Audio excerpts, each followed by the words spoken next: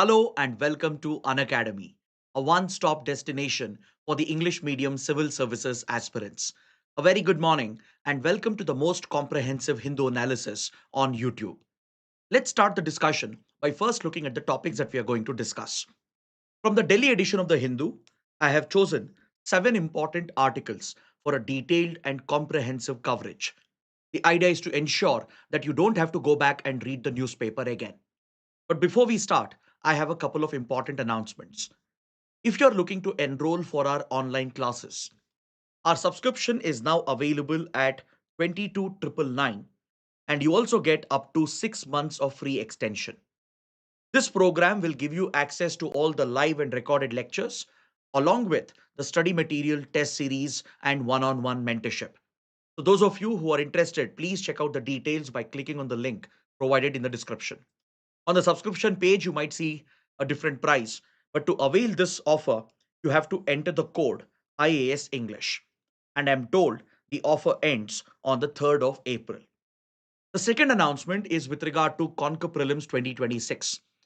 Currently, we are running phase 4 of Conquer Prelims program, and these classes focus on high yielding topics from different subjects, and they are being held on the Unacademy app. Yesterday and day before yesterday, I've already covered 2 sessions from international relations, focusing on mapping and as well as all the agreements, deals, and initiatives involving India or impacting India. Today, again at 6 p.m., I'll be covering all the wars and conflicts, all the prelims related topics connected to ongoing wars and conflicts, which can be a high yielding area for this year's prelims exam. So please ensure to join me live today at 6 p.m. And all you have to do is download the Unacademy app, search for my profile, and under the free special classes tab, you will see these classes to be scheduled. With this, let's get started and look at the first topic. On the supplement page, where the Hindu publishes science and tech and environment related articles, we have a very important and useful article in the paper that focuses on space regulation and space governance. See, over the last couple of decades, we have seen rapid advances with regard to space technology and especially the entry of private players, the emergence of space startups, and the large conglomerates which have entered the space domain. They have fundamentally shifted the very nature of space exploration, and this is having a considerable impact with regard to the traffic in our orbits, especially in the low Earth orbit. We are seeing a overcrowding is occurring, and this poses a significant risk for the future of space exploration itself. When you look at companies like SpaceX, they have primarily relied on the reusable boosters, which significantly reduces the cost of a single launch, to deploy thousands of satellites into orbit under the Starlink project, which has already generated a lot of controversy because of its side effects. Companies like Blue Origin and many other private space players across the world, they're carrying out multiple launches, deploying multiple satellites, and this is resulting in the crowding out of the orbits. So this raises a very critical question as to what will happen to all these satellites that are being placed once they reach the end of their life cycle. Will the companies which have launched them, will they deorbit them and bring it back to Earth? Or will they park it in a safer orbit? Will they make them passive so that they don't interfere with any future launches and don't pose a threat for the other satellites which are still functional? This is the biggest concern that most experts are having today when it comes to the space traffic that we are seeing today. Just take a look at this image. It paints a complete picture of how space has become crowded out over the last 6 to 7 decades. Back in 1950s and 60s, when the initial space race began, it was largely restricted to two countries, US and Soviet Union. It saw the space race as an extension of their Cold War rivalry. And these were largely government led efforts. So the number of participants in space exploration and launch of satellites were very, very limited. And it was government led initiatives where the governments would own up and, at least to some extent, share that responsibility.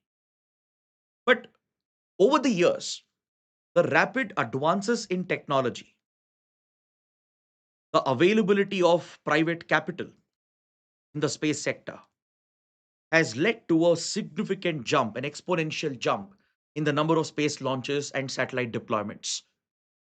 So you see how outer space has been crowded out, especially in the last 20 to 25 years, as more spacefaring nations have entered the market, from India to China to even very small countries like UAE, Pakistan, Bhutan. Almost every country in the world today has a space ambition. Several nations have been able to deploy their satellites either through private companies or through foreign launches. And you see a major jump in the space traffic, and the regulation of these orbits, regulation of these payloads is still lacking and it has fallen behind. There are some critical gaps in space governance that this article is highlighting. So, when you look at the existing norms for any space launch, there are certain requisite approvals, licenses that are required.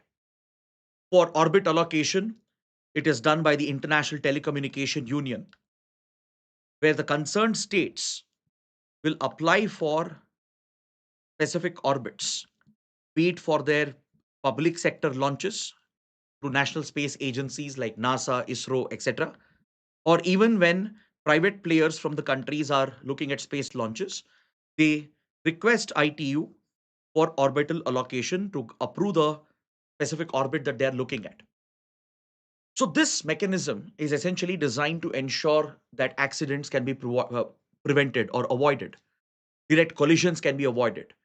And once satellites go defunct, there is a regulatory mandate that the one who's responsible for the launch, they will have to manage the satellite till the end of its life cycle, which means they will be responsible for deorbiting the old satellites, dealing with any debris which is left behind, or ensuring that the satellite is made passive and parked in a safer orbit so that it does not interfere with other active satellites. It's based on this future promise that regulatory approvals and permissions are granted. Now, let's say, for example, in the US, private space companies like SpaceX, Blue Origin, etc., they would have worked with NASA, ITU, and the US government to get the requisite regulatory approvals, orbital approvals, and licenses. So, during this stage, they would have made a commitment that once the satellite reaches its end of the life cycle, they will be responsible for the management of that payload, right? They will be responsible to deorbit and bring it back to Earth safely, or ensure that it is moved away and it doesn't pose a threat to the active space traffic. But the problem is there is no effective mechanism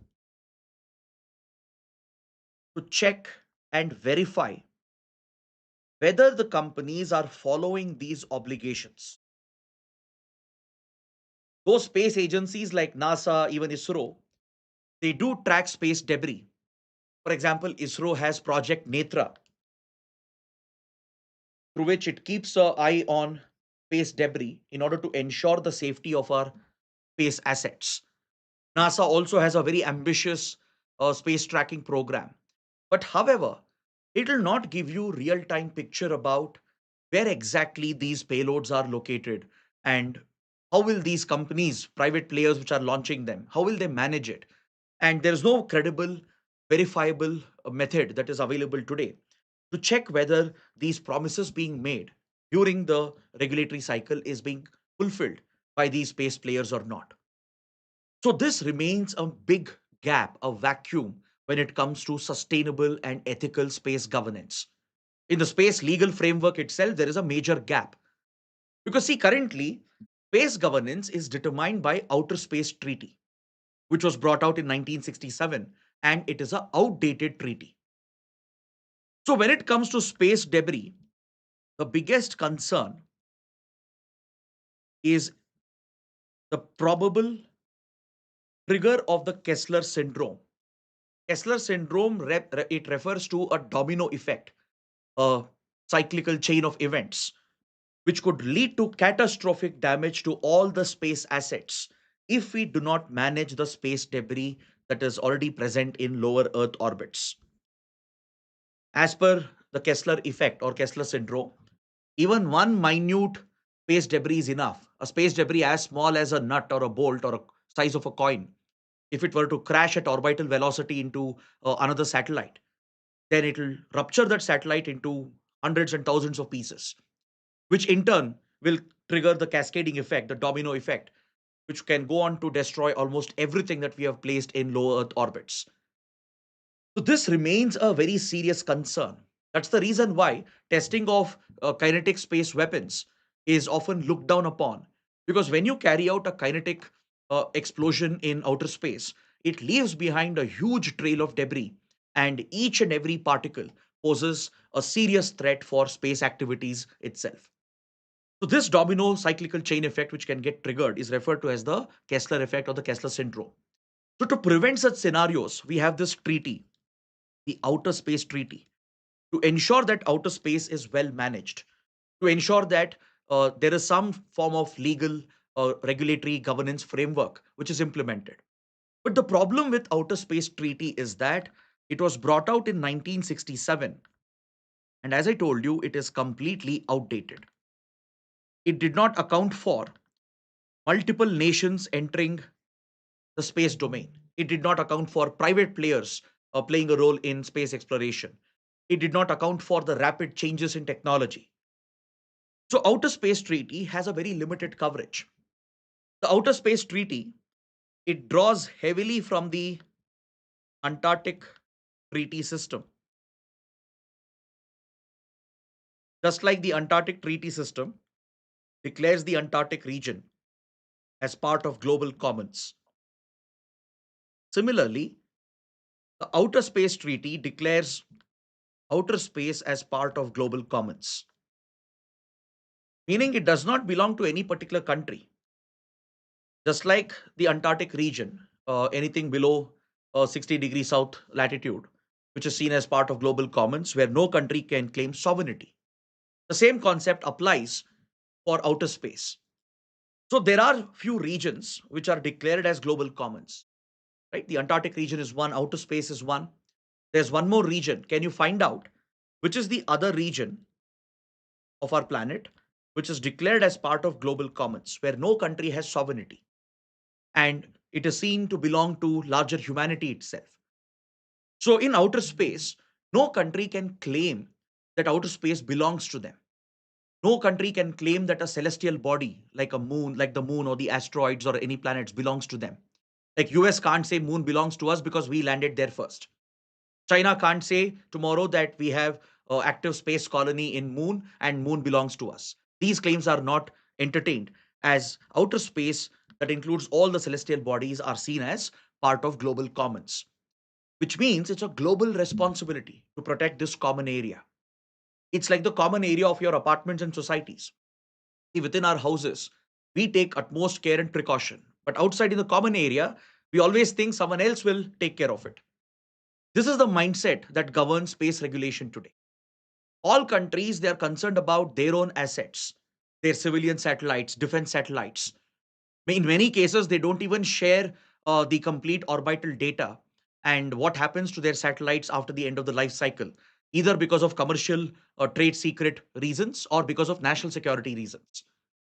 And also, we don't have a global set of standards as to how space debris should be handled, right? Each country has come up with its own approach, but you don't have a proper standardized framework which can apply for all companies across the world in an equal manner. So it's very, very important to govern this common space together, treat this as a collective responsibility of humanity. Now, under the Outer Space Treaty, there are provisions which prohibits the deployment of nuclear weapons and WMDs, but it does not explicitly prohibit militarization and military activities. So this again happens to be a loophole in the Outer Space Treaty. Though it says that countries shall not place nuclear weapons, WMDs in orbit or on celestial bodies, it does not explicitly ban military activities, unlike the Antarctic Treaty System. In Antarctic Treaty System, there is an explicit ban on any form of militarization in the Antarctic. But you don't find that provision in the Outer Space Treaty. And under the Outer Space Treaty, we have clear provisions under Article 6. Under Article 6, spacefaring nations are mandated to take full responsibility of all their space programs or all their national activities, including those of the private sector. Now, let's say, for example, a space startup from India has deployed a micro or nano satellite, and usually they have a very small shelf life. Within few weeks, they become defunct. And this satellite, let's say, it descends, deorbits, and falls back to Earth. And maybe it strikes some country and causes some damage. Then Indian government would be responsible for the liability, for recovering that object, for ensuring the safety as well, and even for paying compensation to the affected population, though it was a private satellite launched by an Indian company. That is what Outer Space Treaty says. According to Article 6, the respective governments, the states, they are fully responsible for all their national space activities, not just from the public sector, not just from organizations like ISRO, but even from private space agencies and private startups. According to Article 7, the states are liable for any damages caused by space objects. They are liable to pay for the compensation. Recently, you might have read rocket debris from ISRO's rockets was recovered in Sri Lanka. It was recovered from Australia as well. So, when these objects were found, ISRO had to send a team to collect them back safely, ensure that there was no damage which was caused, which again shows that India remains committed to these principles of the Outer Space Treaty. If at all some damage were to be caused, then Indian government would be liable to pay compensation as well. But you don't see this responsibility when it comes to private space launches which are happening. Most companies are skirting around, even the major companies like SpaceX, they're skirting around the legal vacuum. And this raises very serious ethical questions. So that's why the editorial believes that India can show a leadership role, work with the global community to plug the gaps in space regulation. There is a need for promoting sustainable space exploration because the outer space is a resource that not just belongs to us, more importantly, it belongs to future generations as well. You have to ensure intergenerational equity. You can't destroy outer space and ensure that it is not even available for future generations.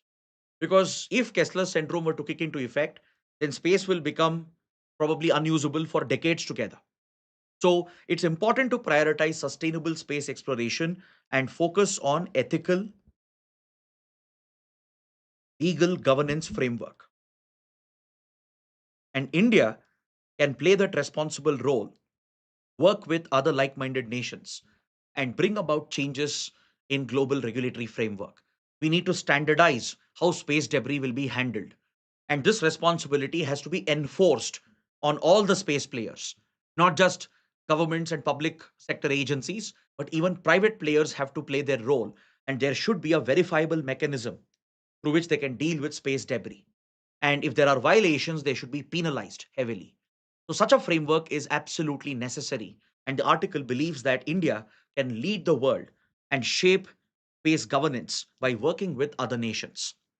So, based on what we have discussed, please take up this practice question and practice your answer writing. Such a question can be expected either under GS Paper 2 for International Relations or under GS Paper 3 under Science and Tech. The question says Earth's orbits are filling up because governance hasn't kept pace. So that's a statement which has been provided. Critically examine the statement and discuss how India can contribute to ethical outer space regulation. So, based on what I explained, try to structure those points and build a good answer for this practice question. Now, let's move on to the next topic on page number 6. We have an article that deals with disaster financing in India. First, let's understand the disaster finance framework and then we will explore this article in detail. See, under the Disaster Management Act, of 2005, India created a structured legal framework for disaster governance. We streamlined disaster governance into mainstream governance. Under the Disaster Management Act, we have a three-tiered institutional architecture which has been created. We have the National Disaster Management Authority at the national level, state disaster management authorities at the state level, and district disaster management authorities at the district level. So, to finance disaster management, the Disaster Management Act provides for the National Disaster Response Fund and the State Disaster Response Fund. These funds are primarily used for emergency response, that is, in the immediate aftermath of a disaster, to carry out emergency relief operations, search and rescue operations, to provide immediate aid and compensation. The money is primarily drawn from these funds. And since state governments are responsible for disaster response, the funds are primarily drawn from SDRF.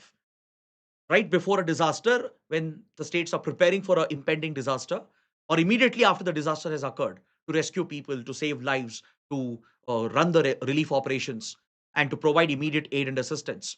The money is mainly drawn from SDRF, the State Disaster Response Fund. The NDRF at the central level gets a budgetary allocation, and funds from NDRF are contributed into SDRF. The center makes a contribution. States also raise a part of funds for the SDRF through their own budget. And the central government also makes a budgetary allocation to the NDRF from where funds are provided to the SDRF.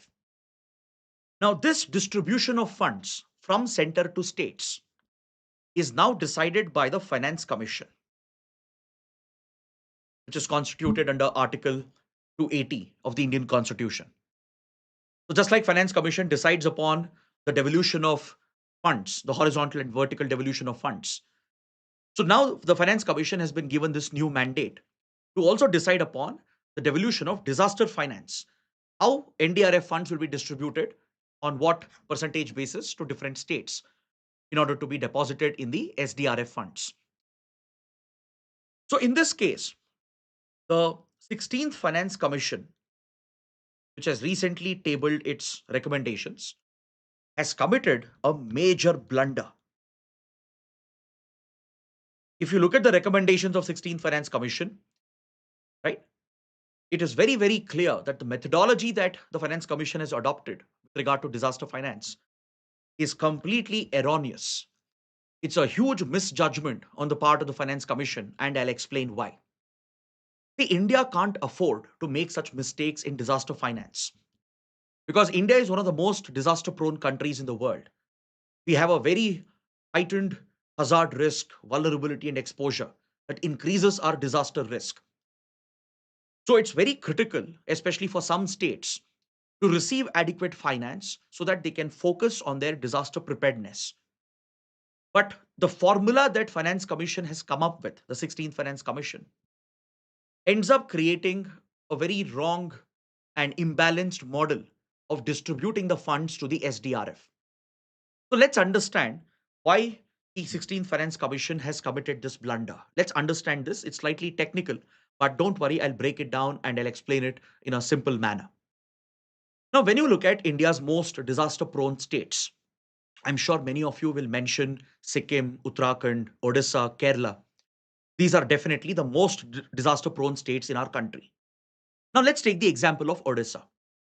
The biggest vulnerability and exposure that Odisha has is with regard to cyclones, the deadly super cyclones that form in the Bay of Bengal.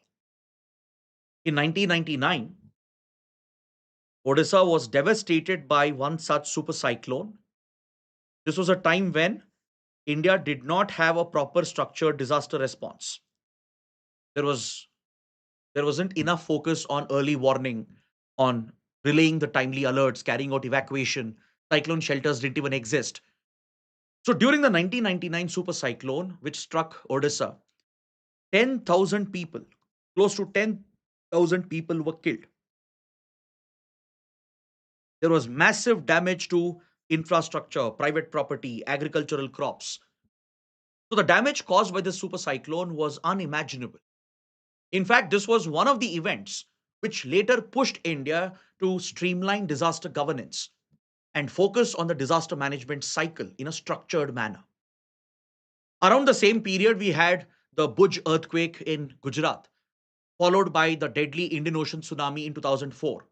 These three mega disasters became the trigger for the then UPA government under Prime Minister Manmohan Singh to bring out the Disaster Management Act and align with global standards prescribed by the UN and ensure that disaster management cycle was implemented in India, where we focus on pre-disaster management, prioritizing planning and preparedness, where we focus on during disaster management, focusing on emergency response and relief, and focus on post disaster management, focusing on reconstruction, relief, and rehabilitation. So, this cyclical disaster governance model was implemented. But when you look at Odisha, look at what progress Odisha has achieved as a state. Even today, Odisha is hit by very severe high category cyclones. Every year, at least two to three major cyclones will strike the coastline of Odisha. And look at the death count. The mortality rate is almost down to zero. Usually, it is in single digits. In some cases it has been zero as well. And even few deaths which occur in single digits, they are largely as an indirect result of the disaster, not directly because of the cyclone. That shows the kind of progress Odisha has made, the kind of investments the state has made in early warning systems, in readiness, preparedness, in building cyclone shelters, sending out real time alerts, coordinating with central agencies from NDMA to Home Ministry to Defense Ministry. This is remarkable progress that Odisha has shown, and it has been possible only because of the proactive effort and the right investments that have been made. But what is shocking is that the 16th Finance Commission has basically carried out the single largest reduction compared to any other state when it comes to the disaster funding share given to Odisha. This is the biggest blunder that you find in the recommendations of the 16th Finance Commission. When you compare the allocation that was given to Odisha's SDRF from 15th Finance Commission, if you compare that with the share that Odisha will receive as per recommendations of 16th Finance Commission, there is a reduction of 1.5 percentage points. And this is the largest reduction seen for any state. So this is clearly an anomaly which has come up. The most disaster prone state in the country, which has done so well in disaster management in the last 20 years, should be rewarded, right? It should be provided with more funds so that the state government can invest more to secure its people, to improve its disaster preparedness, mitigate the impact of disasters, and you don't reduce the allocation. So, as per 16th Finance Commission recommendations, Odisha is seeing the single largest reduction compared to any other state with a decline in allocation by minus 1.5%.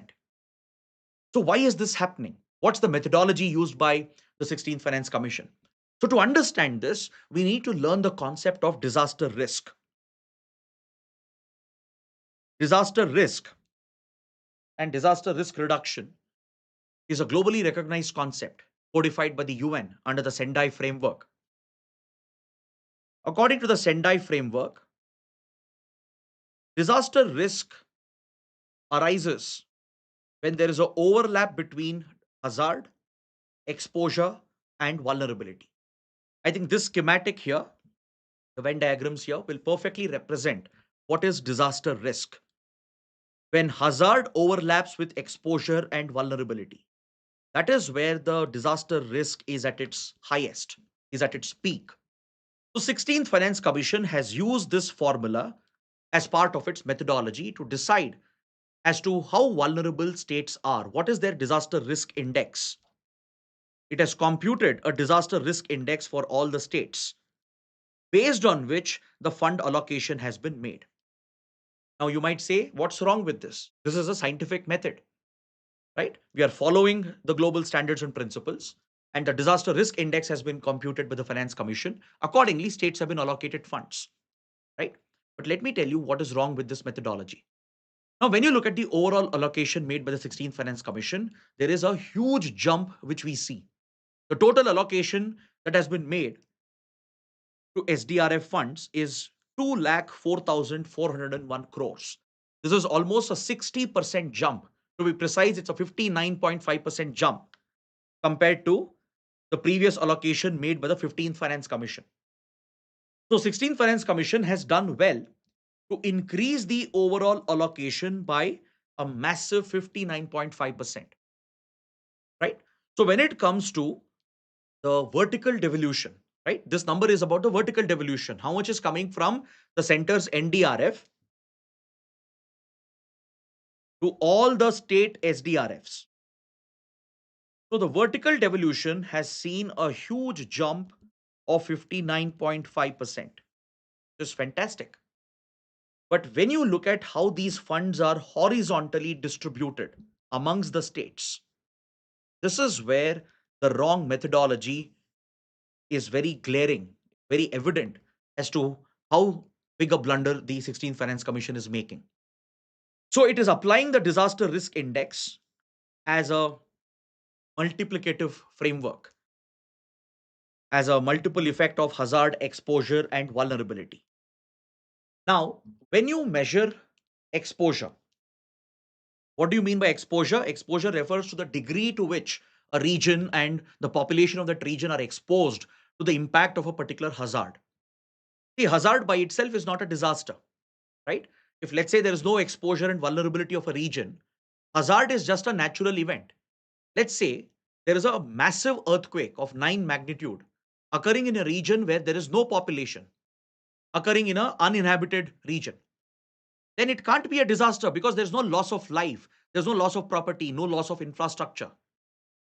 The meaning of disaster is it should be a catastrophic event, a, a calamity which can cause huge loss of life, huge loss of property and infrastructure.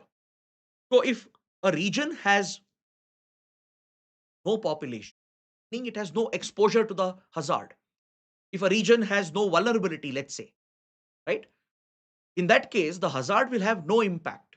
It's similar to a cyclone striking an uninhabited island. What will happen? Nothing much. Maybe there will be some environmental damage. Nothing more than that. So it's just a natural calamity. It won't turn into a huge disaster, a humanitarian disaster. So when you're measuring exposure, right, one important criteria which is considered is population. But what 16th Finance Commission has done, it has developed a linear scale to measure exposure, a scale of 1 to 25, and it has taken entire states. It has taken political boundaries as a reference, like Karnataka, Maharashtra, Uttar Pradesh, measured the total population of the state, and then assigned a score, exposure score. So, what will happen in that case? States with higher population will automatically get a higher exposure score. States like Uttar Pradesh, it has a score of nearly 25. But other states which may have lesser population, they actually face a bigger hazard risk, like Sikkim, Uttarakhand, right? They are small, less populated states. But look at the score Sikkim gets with regard to exposure, a score of 1 compared to UP's 25. Odisha also gets a very low score in terms of population. And this is the one of the biggest mistakes made by the 16th Finance Commission, right? Because disasters don't occur in this manner. It doesn't mean states like, let's say, UP, Karnataka, which are relatively safe, right? One of the biggest threats in states like, let's say, Karnataka or UP would be floods and maybe droughts. But these states don't witness, let's say, cyclones, right? They're not much affected by the impact of cyclones. So when you are basically considering the whole population of a state within a political boundary and assigning a higher score based on this, saying this state has higher exposure, you are basically undermining states which actually face a bigger hazard risk just because they have lesser population. So Odisha, Sikkim, Uttarakhand, Ladakh, and others, they score very low on the exposure scale because they have low population. States with high population like UP, Bihar, Karnataka, which actually have a slightly lower disaster profile, they have a very high score in terms of exposure. This is one of the biggest mistakes. Basically, you're rewarding demographic size. You're not actually accounting for the threat being posed by that particular hazard, right? Odisha gets a score of hazard score of 12, which is the highest in the country. But look at the exposure score of Odisha. It is just 5. Why? Because it has less population. So when the total DRI is computed, when the multiplicative factor is applied, hazard into vulnerability into exposure, UP Bihar get a DRI score of 224 and 413, whereas Odisha has a DRI of just 79.8. So this is a glaring error which has been made because under exposure, the 16th Finance Commission is considering the entire population of the state, which is not the right approach. Because according to the IPCC, the Intergovernmental Panel on Climate Change, which acts as the scientific body for the Climate Change Convention, in its sixth assessment report, it has stated that the presence of people in places that could be adversely affected by hazards, not simply the number of people within a political boundary, should be considered for exposure scoring. Particular districts where the hazard profile is higher, the vulnerability is higher, only that population should be considered. You can't consider the population of the entire state on the basis of political boundaries. So this is one of the glaring errors. The second mistake made by 16th Finance Commission is with regard to measuring vulnerability. What do you mean by vulnerability? The vulnerability is actually multidimensional, right? We understood hazard. Hazard could be a natural man-made phenomena. It can be both natural or man-made phenomena, which can turn into a disaster, right? Like a earthquake or a tsunami or a wildfire, right? Or even war can be considered as a man-made hazard. When hazard merges with exposure, when people are exposed to this hazard, right, that's when it turns into a disaster. And the vulnerability of that region, the affected area, to what extent it can cope with it, how quickly can it come back to normalcy, this depends on a number of factors. It depends on governance structure and mechanisms, availability of emergency response forces. It depends on the healthcare infrastructure. It depends on early warning systems, readiness and preparedness of the society. A lot of factors are there which will determine your vulnerability. But what is 16th Finance Commission doing? It is ignoring the multidimensional nature of vulnerability and using just one financial parameter to measure vulnerability. It is using per capita net state domestic product. So as a result, states which are doing financially well, states like Kerala, for example, they get a lower vulnerability score, though they have a very high hazard exposure. States like Kerala witness multiple devastating floods. It also bears the impact of cyclones as well, right? But just because states like Kerala perform well in economic terms, they have higher per capita NSDP, they will get a lower vulnerability score, which will bring down their total DRI, the disaster risk index comes down. So essentially, you are rewarding states which have larger population and which are performing financially in a very poor manner. And states which really have a bigger disaster risk, they are getting a lower rank and thus they are getting lesser allocation of funds. So this is the glaring error, the blunder which the 16th Finance Commission is making. The writer is urging the Government of India, the NDMA, and the 16th Finance Commission or the subsequent future finance commissions to correct this. Because you can't expect a body like 16th Finance Commission to have expertise in the field of disaster management. It has expertise in financial matters, not in disaster governance. NDMA should be the nodal authority to come out with a disaster risk index. Maybe 16th Finance Commission or subsequent finance commissions, they can mandate NDMA as the nodal authority. Let NDMA come out with the DRI index, and then Finance Commission can use the index to determine the allocation of funds. That would have been a better model because in such a case, exposure and vulnerability would have been better measured. You can't measure exposure purely in terms of total population of an entire state, which means you're leaving out smaller areas, states with lower population, which are actually facing a bigger disaster risk. In vulnerability, you can't just measure financial capability of the state. Vulnerability is multidimensional. There are many, many other factors you need to consider. How building codes are implemented in a state. What is the health infrastructure? What is the preparedness, readiness of the government machinery and the emergency disaster response machinery? All these parameters will have to be considered from different data sources. 16th Finance Commission alone won't be able to do this. So, what is better for NDMA to come out with DRI index, and 16th Finance Commission, subsequent finance commissions can use that index given by NDMA as a parameter to determine the allocation of funds. So, this is what we learn from this important article. So, please take up this practice question. How the disaster financing allocation by 16th Finance Commission is leaving out the most hazard pro states.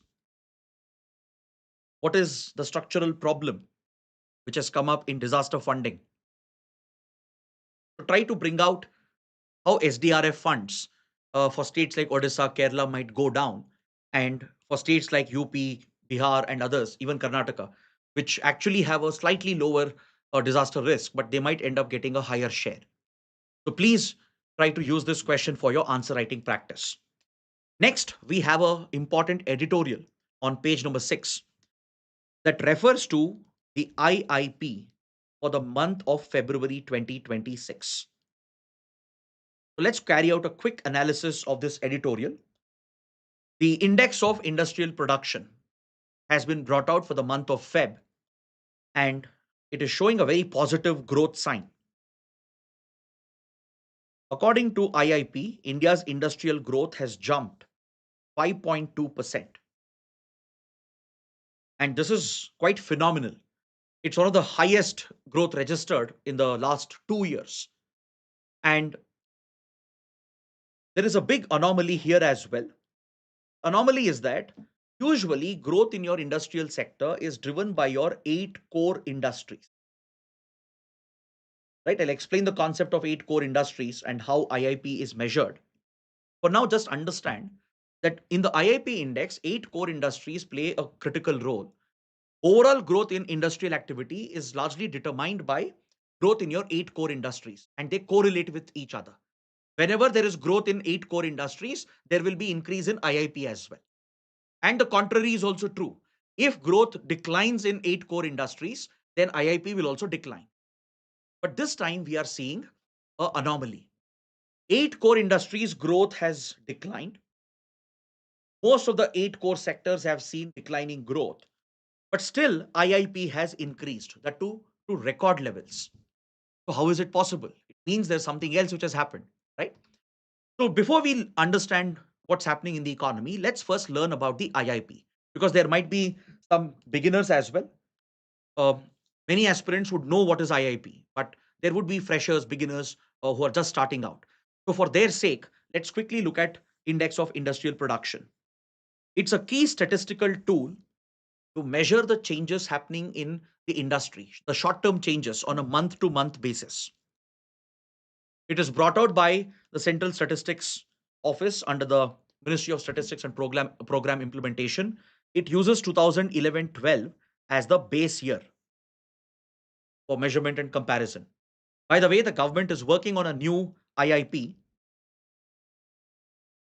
There will be new weightage. There will be a new base year as well. And this new index is all set to be launched by the government. According to reports, by May 2026, by next month, we might see the release of new IIP with a new base year and new weight distribution. So right now, manufacturing gets a weight of 77.63%. Manufacturing has a very significant allocation. Now coming to your 8 core industries, which have 40.27% weightage. These 8 core industries include refinery products from petrochemical industry, electricity, steel, coal, crude oil, natural gas, cement, and fertilizers. Now, according to the data of IIP from February 2026, in most of the sectors, the growth has declined, except for steel and to some extent cement. In most of the other sectors, the growth has actually declined. Then how come IIP has jumped to 5.2%? Right? So what is this anomaly which is causing this? So the reason why this has occurred is because the manufacturing sector and capital goods sector, they have registered tremendous growth.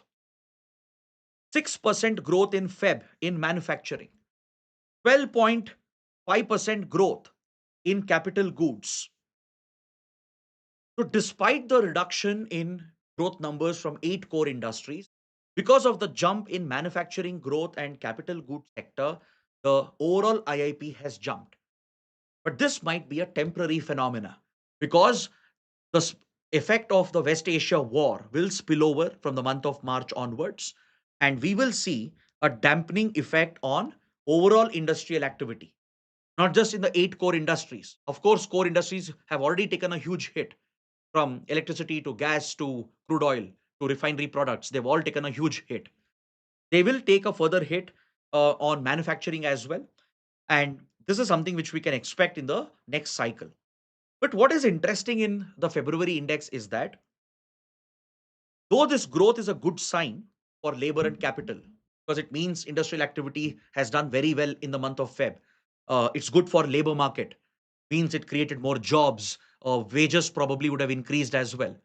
But however, when you look at consumer demand, particularly for non-durables, has been consistently declining. It has been consistently contracting.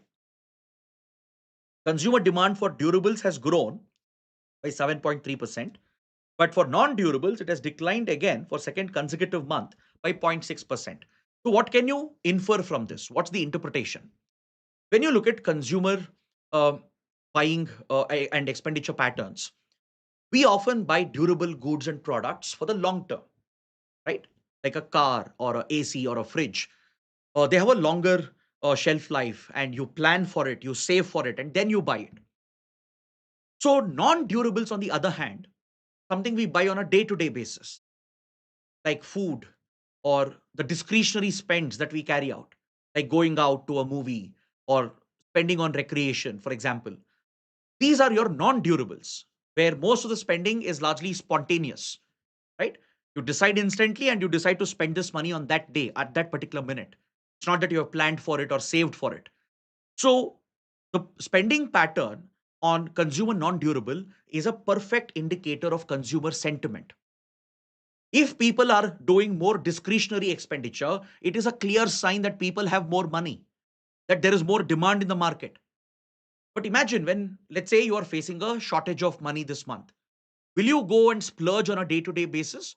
No, we won't do that, right? You will reduce your discretionary spend, you will reduce your non durable spend. But for whatever you're saving in the long term for durable expenditure, that will always continue. Buying a house, buying a car, for example, that will continue. But you will see an immediate drop in non durable expenditure when there is a crunch that is seen at the family level, right? When there is a shortage of money, the day to day discretionary spend will immediately reduce. So that is why experts they track consumer non durable expenditure, which is a perfect indicator of consumer sentiment. And for second consecutive month, it has declined. It means there is trouble in the Indian economy, right? It means at the consumer level, the purchasing power, the demand is going down. So the reduction in discretionary spending, it is a clear sign of the overall slowdown in demand, which is being seen at the consumer level. And this can be corroborated with the household expenditure survey data as well, which shows that there is a shrinking contribution from household expenditure to GDP. But once we have all the new accounts in place, the government has already introduced the new CPI, the new GDP, and once new IIP is also introduced next month in May, we will have a better picture on these macroeconomic factors. because IIP will now have a new base year, just like GDP and CPI data, which has been brought out. And the methodology will also be changed. Data sourcing will be changed. The weightage for manufacturing and the core industries will also undergo some changes. So then we will have a much clear picture of the economy as the data will better reflect the ground realities.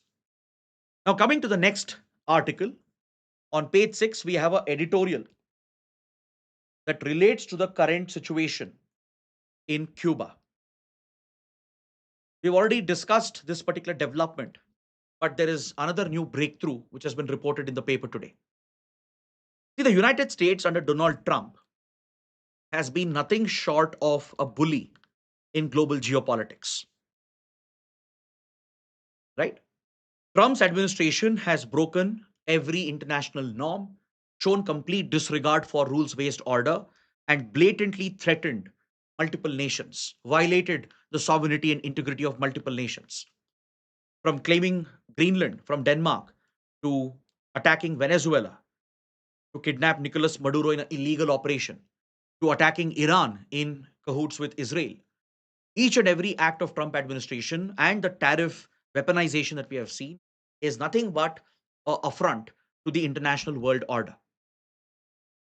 Now, after taking down Nicolas Maduro, the Trump administration has set sights on targeting Cuba, small neighboring island nation located right next to the east coast of United States in the Latin America region.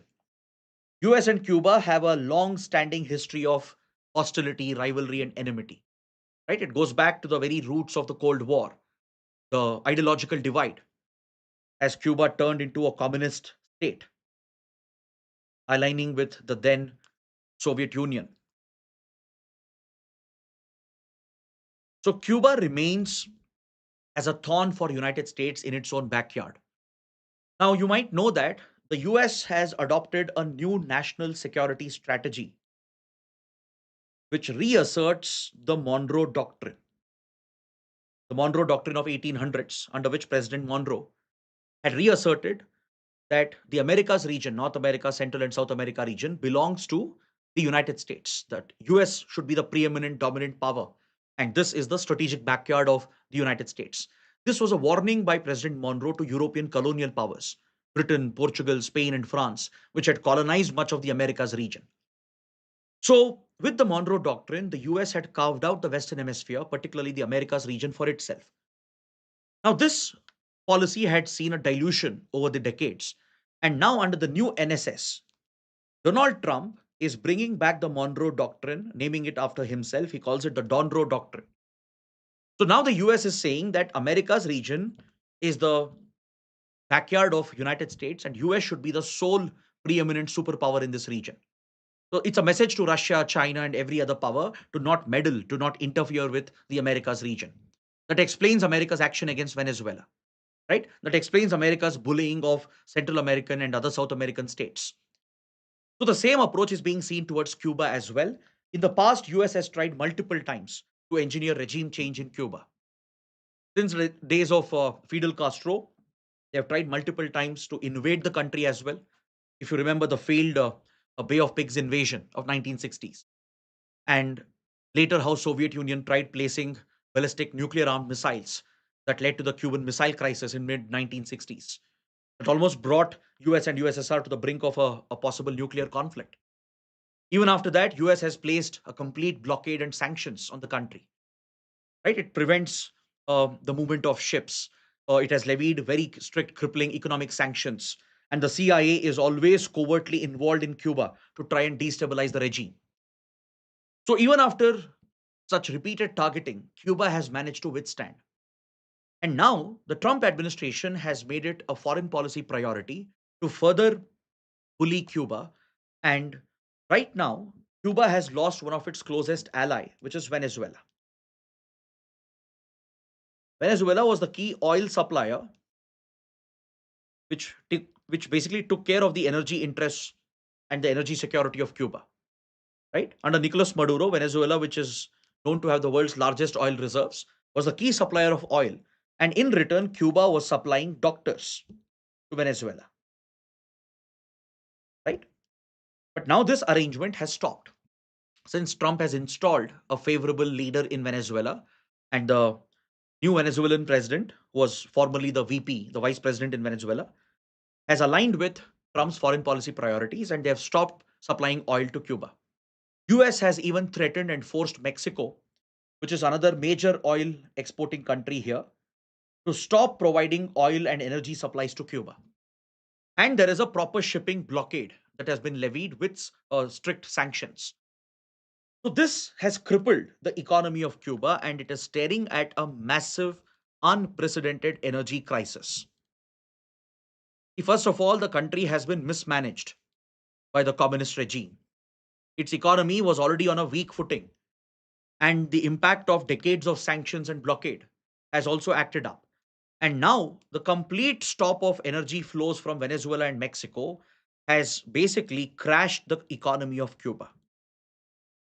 Power plants have shut down, so there's no power, no electricity. Most transportation has come to a halt.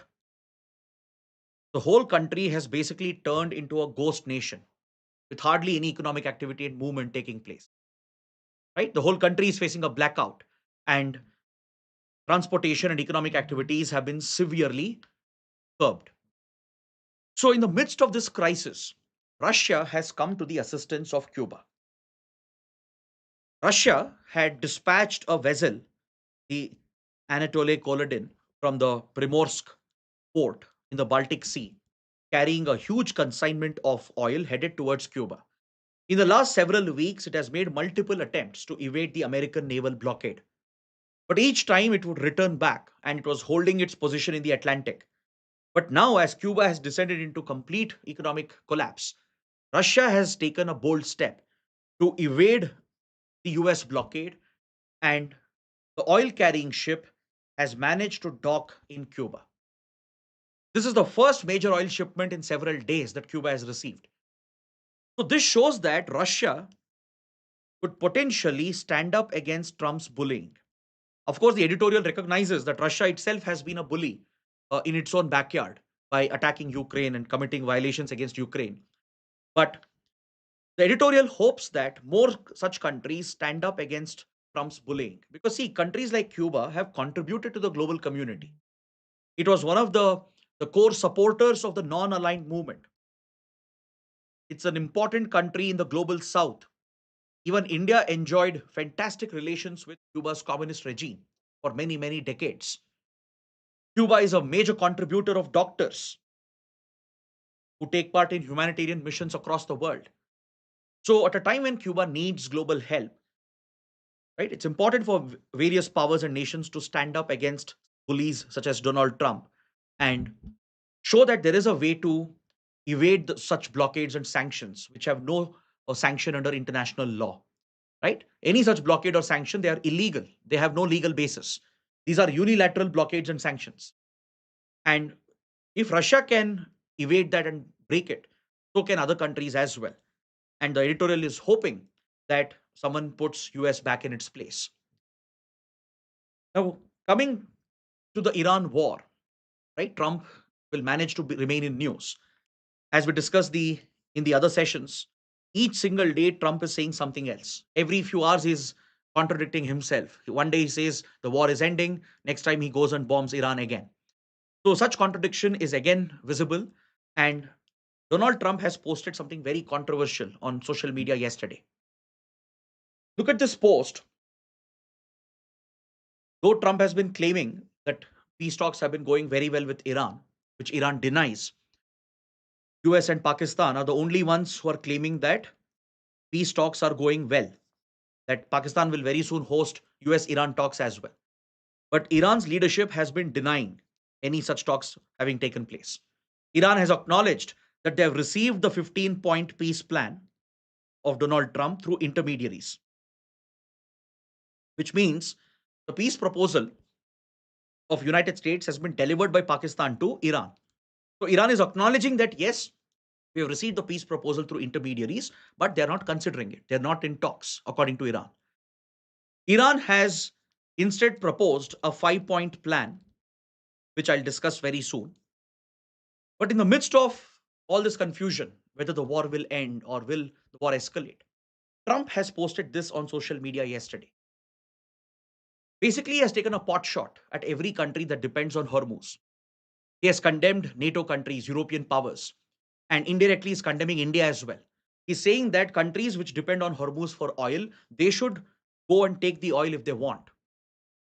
He's basically said that US has done its bit and nobody came to its support and rescue when it asked for it, right? Because they took a beating from Iran. And now Trump has the audacity to say to other countries that you guys have to take care of Hormuz, and if you want, you go take the oil or come to us, buy oil from us. So this is something which has really shocked many capitals across the world, from Europe to India. This again shows the transactional diplomacy of Trump's administration. So Iran has countered with a 5-point plan. Iran is expecting a guarantee to be provided from US and Israel against any such future attacks. Iran is also taking a maximalist position. It wants a guarantee to be given from US and Israel that no future attacks will happen. And this is unlikely. So basically, they are at a stalemate. And parallelly, the war is continuing. And just yesterday, US has bombed a nuclear enrichment facility at Isfahan, which is known to hold considerable radioactive material. Even highly enriched uranium is believed to be stored at Isfahan. A huge bunker buster bomb was dropped at Isfahan, and this again raises the risk of radioactive leakage. So the war is continuing, even as Trump keeps on saying that they're very close to a peace deal. Then later he has said that it's hardly another 2-3 weeks, then they're either ways they're going to exit this war, which means in a best case scenario, the talks might succeed. Pakistan might pull off a miracle to somehow bring out a deal between US and Iran. That's a best case scenario, which hopefully should bring back some normalcy and stability. But look at the worst case possibility. Since Iran won't agree to the maximalist demands of US and Israel, because they are demanding Iran to carry out proper regime change, to be aligned with American Israeli interests, to stop sponsoring all the regional proxy groups like Hamas, Hezbollah, and the Houthis, and to completely abandon its nuclear weapons program and hand over all the uranium stockpile, the enriched uranium stockpile, to the global community. So it's highly unlikely that any Iranian leader would agree to this. It's also important whom they are talking to. If it's the Iranian foreign minister or the speaker of the Iranian parliament, right, or any other leaders in the IRGC, the point is, do they have the legitimacy? Do they have the backing of the people and uh, the Shia theocracy, without which these leaders have no mandate? So, in that case, if talks fail, if talks collapse completely, the US, which will be desperately looking to exit the war, might decide to do something disastrous by escalating the conflict. Right? That is why the huge accumulation of troops and amphibious assets to plan a limited ground operation to take some strategic islands like the Kurg Island and other smaller islands near Hormuz, which forms Iran's arc defense. And if such a ground operation were to be carried out, Iran might retaliate with all it has, resulting in a massive escalation in the conflict, which could plunge the region into a much bigger war. And if US were to leave in between, which it always has done in the past, you look at Vietnam, you look at Afghanistan, Iraq, right? They create a mess and they leave. And this will have a lasting impact. It could create decades of instability with long-term economic implications. So as of now, honestly, nobody knows where the war is headed. Right? The US itself didn't know as to what they are doing in this war, why they entered this war. There was no military and political objective. There is no exit plan. There is no off ramp where they can get off and exit this conflict. Right? So it is becoming another endless war where the US might suddenly exit after doing something disastrous. So to prevent such an outcome, now China is pulling its diplomatic weight. It's working with Pakistan since Pakistan has been an acceptable intermediary for both sides. Iran also considers Pakistan as an acceptable intermediary. US considers Pakistan as an acceptable intermediary. So China and Pakistan together are proposing a point plan. They are proposing a parallel plan to try and bring this war to an end.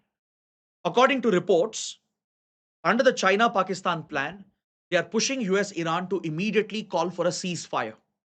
This will apply to Israel as well. If at all they agree and commit to it, they have to stop all military operations immediately, and they have to seize any targeting of civilian and non military targets and infrastructure, which means they can't go on targeting uh, power plants or energy infrastructure, cities, and civilian population. So, this 5 point plan being pushed by China and Pakistan is another proposal. So, basically, there are three proposals at least on the table right now. One is the 15 point plan pushed by United States, is calling for complete surrender of Iran. The 5 point plan of Iran, where Iran is taking a maximalist position, asking for guarantees from US and Israel that they will never attack the country in the future. And a parallel plan being pushed by China through Pakistan, a 5 point plan of China and Pakistan. So let's wait and watch as to which plan might work, or will the war continue. Next, on page 10, there's a very interesting article related to Naxalism. Since the government of India is officially set to declare India to be free of Naxalism, and the target was 31st March 2026, a lot of articles related to this are coming up. The NIA, which is the premier counter-terror agency of India, along with Enforcement Directorate, that's responsible to tackle money laundering, they have carried out multiple raids to target money laundering channels that were linked with CPI Maoist. So there's one important concept that you can learn from here. See, any insurgent group or terrorist organization, right, any extremist outfits, they raise funds through various illegal, illicit activities.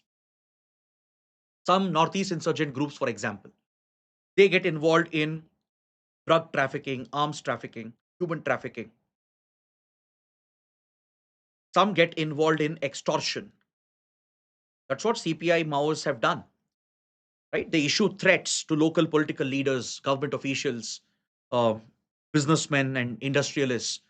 They threaten them with consequences. They even kidnap some of them, and they extort money from them.